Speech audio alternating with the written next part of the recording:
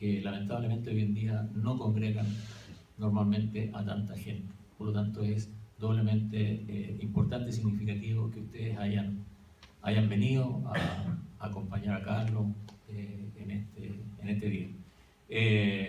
Segundo, esto no es vino, es agua solamente, lo que está en la copa, por si acaso.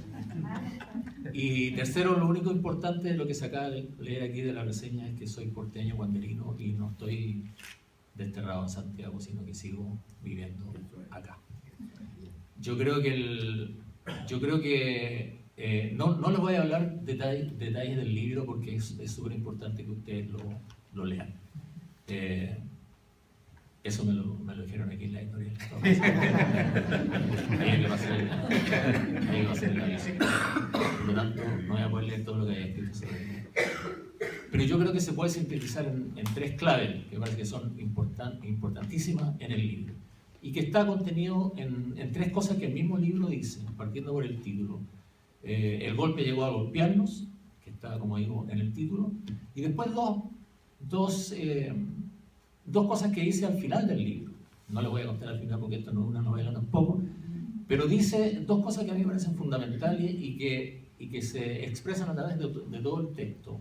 Uno, que dice que ojalá que este testimonio sirva para que esto no vuelva a suceder más o que no se vuelva a repetir este periodo oscuro en la historia chilena.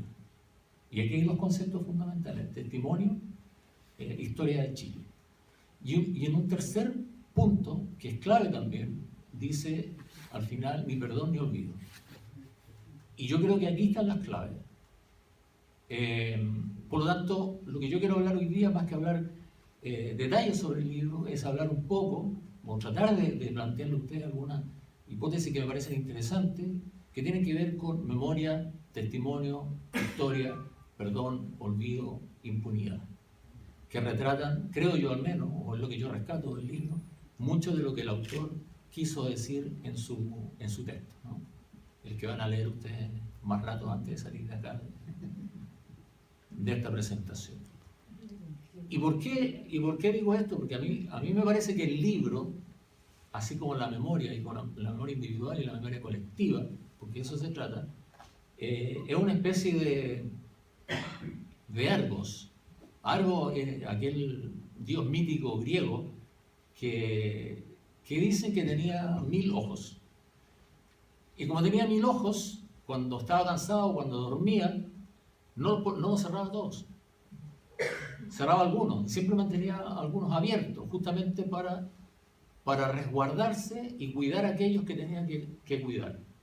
Siempre mantenía ojos abiertos. Yo creo que la memoria lo que hace, y lo que hace este libro, y lo que hacen otros libros que se han escrito, es precisamente preservar viva esa memoria, esos acontecimientos, esos eventos, esos hechos que sucedieron, en el caso de lo que estamos hablando ahora, en el golpe del 73, lo que sucedió después, e incluso lo que sucedió antes del golpe. Y eso es lo que me parece importante. Entonces estos libros son especies de Argos contemporáneos, que mantuvieron esos ojos abiertos siempre, a veces latentes, ¿no? Y lo dice Carlos también por ahí en algún momento en el libro, ¿no?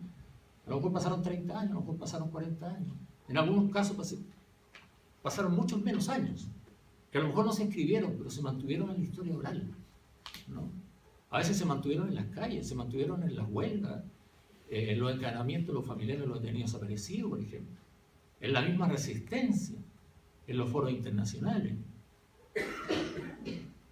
Ahí se estaba preservando la memoria, ahí estaban esos ojos abiertos, ¿no?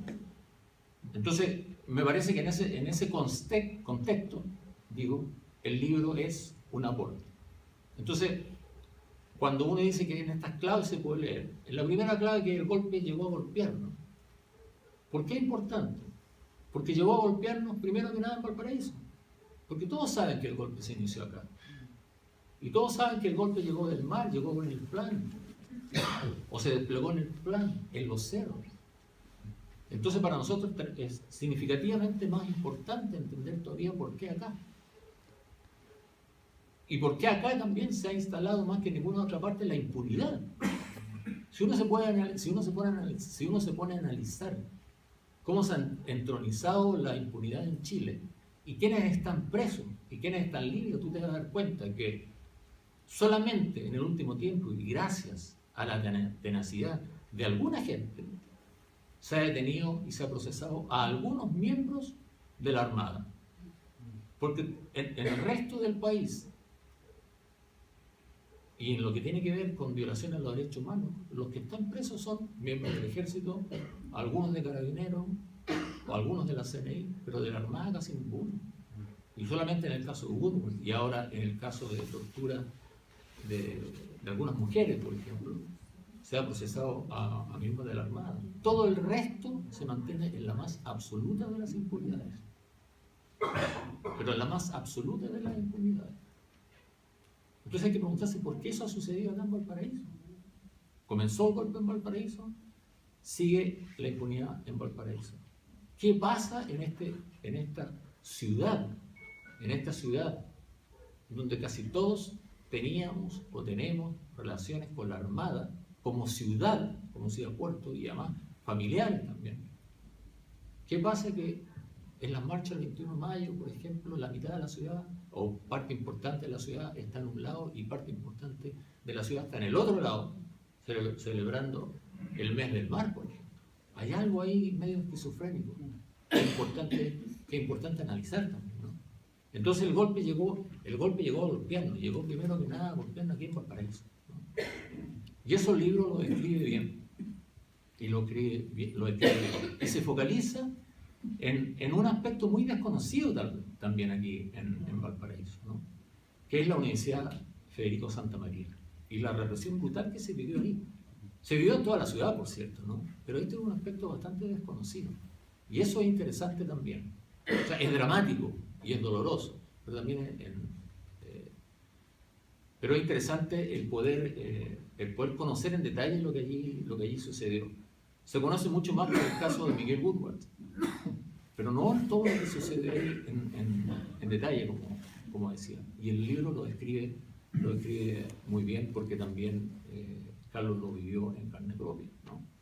Yo no tenía mucha relación, después, ahora un poco más leyendo lo que allí se dice, con la Universidad Federico Santa María, excepto, y Carlos no sabe esto, primera vez que se lo voy a decir, que mi abuelo materno fue fundador y primer director de la biblioteca de la Santa María, ¿no? Pero esa es la única relación que yo tengo, aparte de haber participado como espectador de los mismos conceptos que tú relatas en el libro, ¿no? Pero lo interesante es eso, ¿no? Cómo se detalla lo que sucedió ahí en la Santa María. Entonces, hay una contextualización de lo que sucedió en Valparaíso en el golpe y en la Universidad de Santa María también. Pero esa contextualización no es solamente sobre el golpe, ¿no? Y no solamente sobre la represión, sino que también para manipular el testimonio.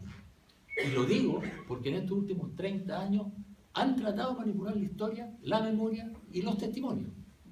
¿Para qué? Para cubrirla con un manto de olvido y de impunidad.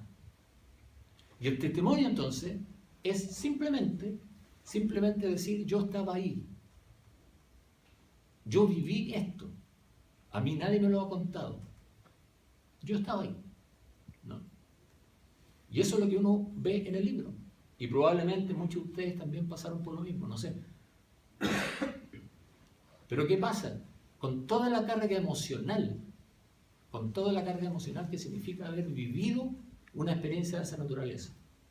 Ahora, el testimonio puede ser bueno o malo, puede haber sido un testimonio hermoso, pero en este caso es un testimonio dramático, por lo que significa la tortura, por lo que significa haber pasado por la cárcel, por el exilio, o por otras circunstancias dramáticas, ¿no? Pero el testimonio siempre se tiende a descalificar. Y se tiende a descalificar, ¿por qué? Porque es subjetivo. Y lo único objetivo aquí es la historia. Porque la historia necesita datos. La historia necesita ser registrada. La historia que es escrita, esa es valedera. Eso es lo único que importa. La historia la hacen los historiadores. ¿Y cuáles son los historiadores que valen? Los que están en el poder. Es decir, la historia oficial. Y aquí llegamos a lo que se dice entonces, o lo que llaman los abusos de la memoria. Se está abusando de la memoria. Entonces el testimonio tiene que luchar contra dos cosas. Uno, que te digan que es demasiado subjetivo, y dos, que tienes que dar fe, tienes que acreditar